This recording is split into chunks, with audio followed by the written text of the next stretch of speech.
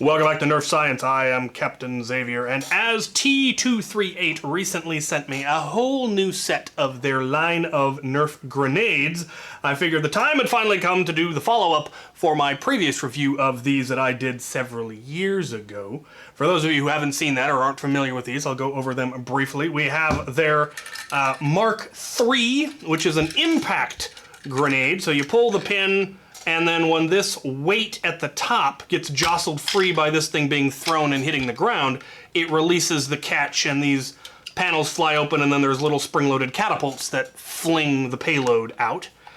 Fairly nifty. These are all clearly not truly designed for Nerf. They were designed for gel ball or airsoft, and one of the ways you can tell that is there's a little door on the bottom that you can open up, and you could pour in gel balls or airsoft BBs into there, and it would fill up the cavities, and that makes it much easier to reload. With what we have, you have to manually load each panel, and it's a little bit more cumbersome, but we'll go over that. It does come with an extra pin, because you're gonna lose the pin. We then have the V2, which is a timed grenade. So you pull the pin and you let it go, and after a certain amount of time, it should, there we go, it will go off. Again, impact helps jostle it and get the timer going, but it then flings out sideways, whereas this one flings upward. It doesn't have an opening on the bottom. Rather, when all of the doors are closed and held closed, there's enough of an opening at the top that you could pour your ammo in if it was small enough, which, again, like I said, what we were using previously really wasn't. The time that it takes to release is adjustable, but it will eventually wear out, so they do give you replacement parts for the timing mechanism, which is primarily these tiny little O-rings are what control the timing. There are other parts as well that are part of that. And they give you the little wrench to do that. They also, once again, give you a spare pin, which is nice. And the final one is a flashbang. So for those of you that are photosensitive, strobe warning, there will be some strobing at the end of the video. I will do all of this stuff first, and I'll make it very clear when I'm going to start doing the strobing. It'll be dark, and you can be aware of that. It works, same thing, pull the pin, and when you release it, the light starts blinking to count down. Luckily, you can, if you put the pin back in, shut it off. So it does. That has 3 LED panels that emit quite a blinding strobe, and then there is a very high-pitched ear-splitting squeal that it releases as well, and it does it in 2 waves. It does it once, and then it does it again even longer. And again, at any point you can put the pin back in and disable it. So there's that. It comes with, again, another pin, as well as the charger for the LiPo that is inside it. They take off this screw and open it up, and you can get to the battery and to recharge it. So that's what you get in the boxes. They are actually pretty cool, especially if you're doing airsoft or gel ball, and they would actually probably work better for that. But we're Nerf, and we want to try to use these gizmos for our hobby. Now, in the previous video, the primary ammo I used in them was rival rounds, because they're non-directional, unlike darts, which really kind of need to be flung in the right direction or they don't fly well. Rival is much more indiscriminate. Unfortunately, they're too large. Like I said, these were designed for much smaller ammos, though you can fit a few in, 3 or 4 into each of the panels on this one. More if you get the really squishy ammo. This one you can easily fit 4 or more into each of the little panels, because obviously it is a larger grenade. But it still wasn't a whole lot, and as a result, there was a good chance that these could go off right next to somebody and them not get hit by anything, which is true of real grenades, but a little more so than we'd like. And then this one doesn't have anything to do with the ammo. However, since the previous review, as I said, new ammos have become available, and so I want to test it with that. And the 3 ammos that I'm going to be testing it with today are, of course, Hyper, which is much smaller than Rival, considerably smaller than Rival, so we can definitely fit more of those in there.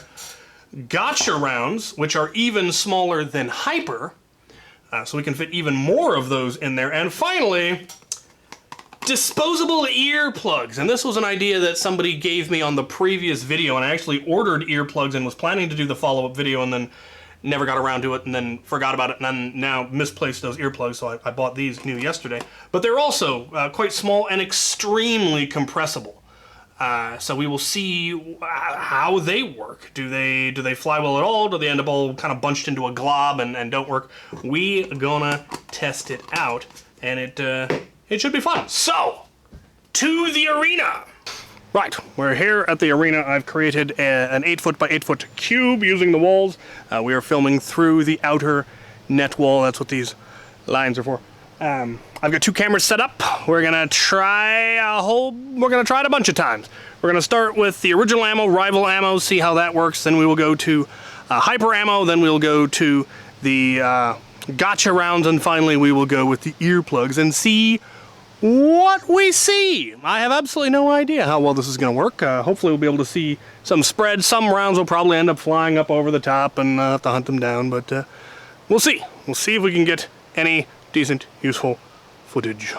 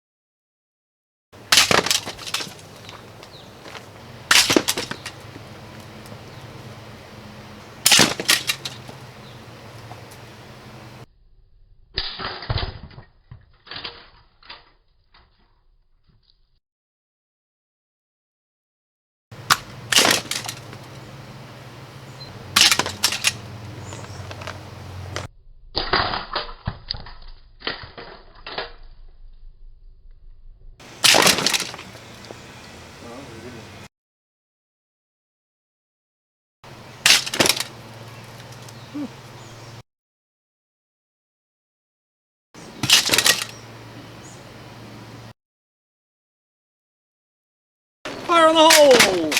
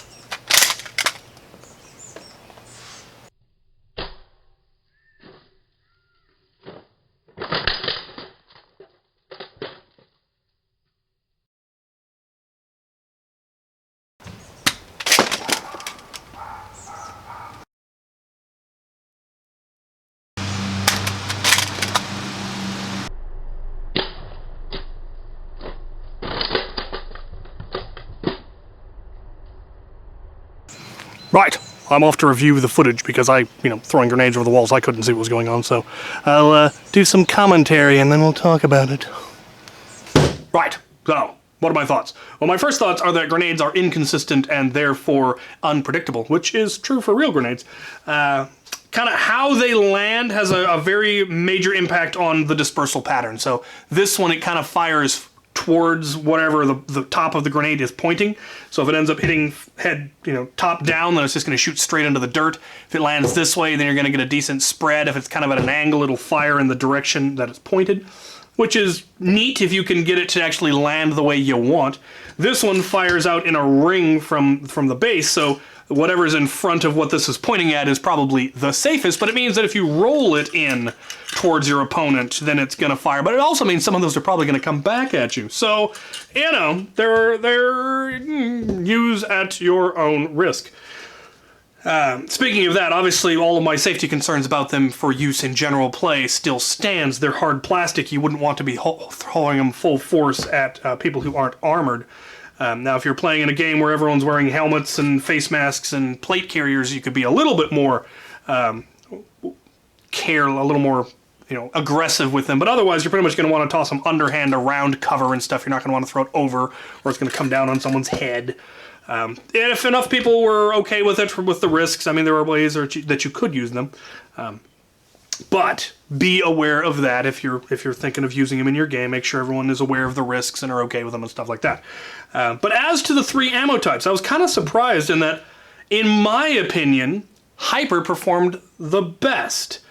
It had the least amount of rounds compared to the other ones. You could get more of each of these in if you really crammed them in, but I discovered that if you overloaded this one especially, it can hold a lot more, but if you overloaded it, the performance seemed to suffer because there was just too much mass for those catapult arms to be able to project them particularly well, and so you lost a lot of power and a lot of your dispersion because you had it overloaded. Like, I could fit 51 hyper rounds into this thing, but it didn't seem to perform as well as when I loaded it with 30.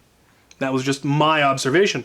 This one, putting 12 or 18 in, 3 in each compartment, seemed to work very well, and I really liked how it performed with hyper. Over, say, the gotcha rounds. Now, I could fit more gotcha rounds, and I got 30 in this one and 75 max in this one, but again, it seemed to perform better when I only put 45 in it. And I suspect that's just again, the mass. So again, in the video, it kind of landed badly in a corner and didn't seem to disperse very well, but it didn't seem to have the distance, whereas when it was less rounds, I had some that were flying over the walls and landing 30 feet away, and it was actually fairly impressive.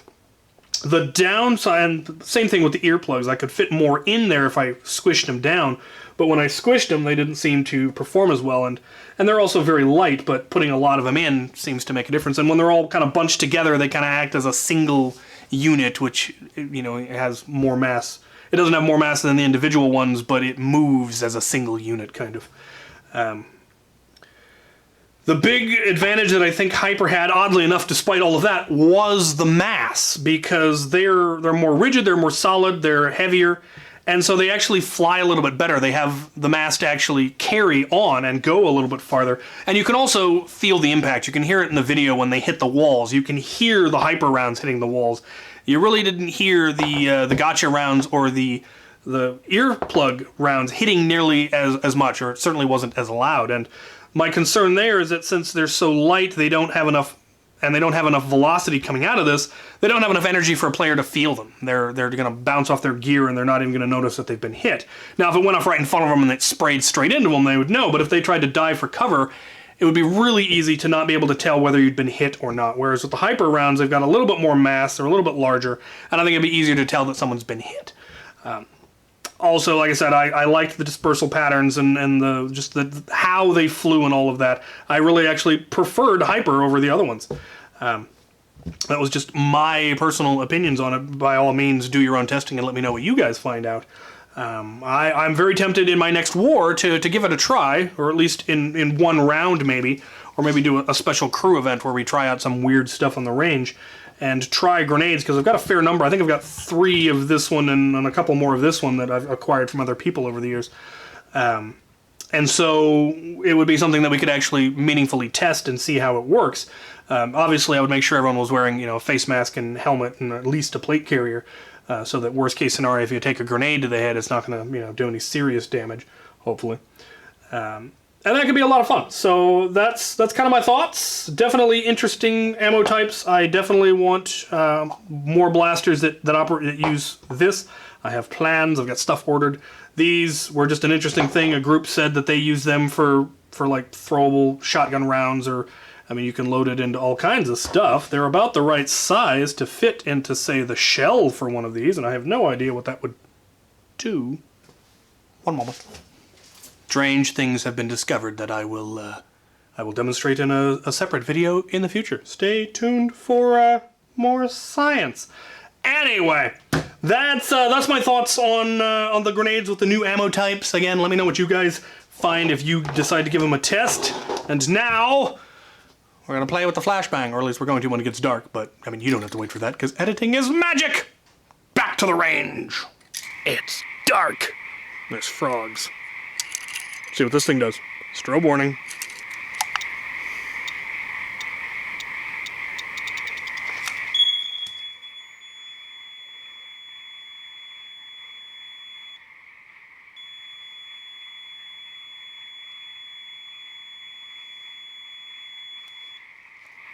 The frogs are unfazed.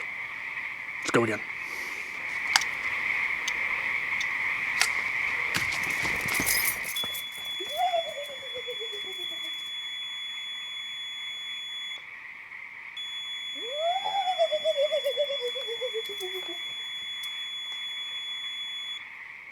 The frogs are still unimpressed. Back to the shop. Right, so, yeah, it's a blinky, strobe, squealy thing. Once again, I definitely plan to disable the audio. I'm pretty sure I did that on my previous one, because that high-pitched squealing is just unnecessary, and I would like to be rid of it. But I definitely like the strobing feature. I have some ideas for some night games that involve using these and possibly, things like the night vision scope and night vision goggles and red light filtered flashlights and those flashing muzzle things. You could have a lot of fun, and it could be relatively safe as long as everyone is careful, and again, as long as everyone's aware of the risks and you make sure you don't have anyone who has photosensitivity who's going to be set off by a strobing light. But it could be a lot of fun. So there are my thoughts on the grenades. This was a fun video. I'm glad they sent me these and finally got me to make this video. If we ever do a night game, I don't imagine filming it would do much good. You wouldn't be able to see anything, but I would definitely tell you all about it. So my thanks to T238, or best.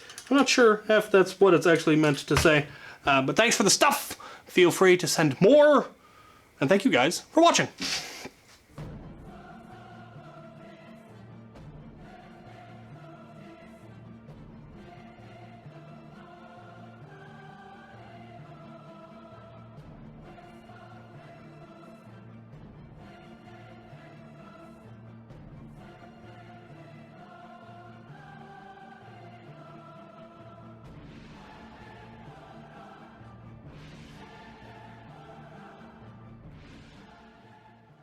Fire in the hole!